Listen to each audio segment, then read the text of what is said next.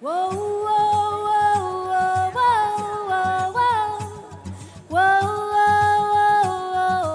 On est dans un cadre qui est extraordinaire, génial de venir entouré de la beauté éternelle, majestueuse que sont les cimes et les montagnes. Ça apprend à cultiver l'humilité. Nous ne sommes pas grand-chose face à ces montagnes qui sont là et si elles pouvaient parler, il y aurait plein de choses à raconter.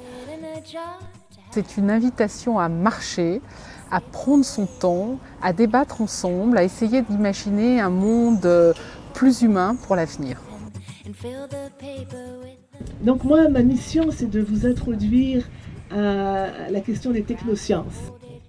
Le chemin faisant, je trouve que c'est vraiment une activité formidable parce que c'est beaucoup plus justement qu'un dialogue entre des chercheurs et des non-chercheurs.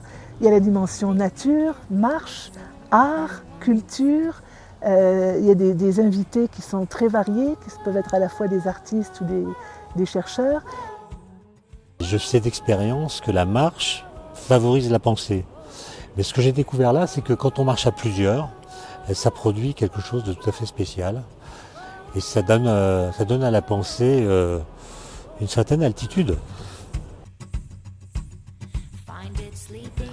La thématique de cette version de Chemin faisant est au cœur de mes préoccupations et le sujet de l'immense majorité de mes 25 livres.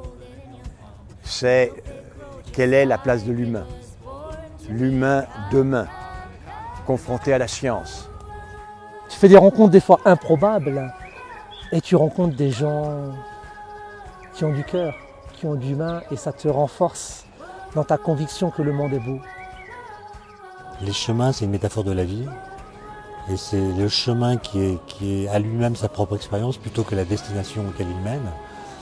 Et finalement, ce qui nous construit au cours de la vie, c'est quand même essentiellement des rencontres. Des rencontres qui ne sont pas médiatisées par de la technologie. Des rencontres directes.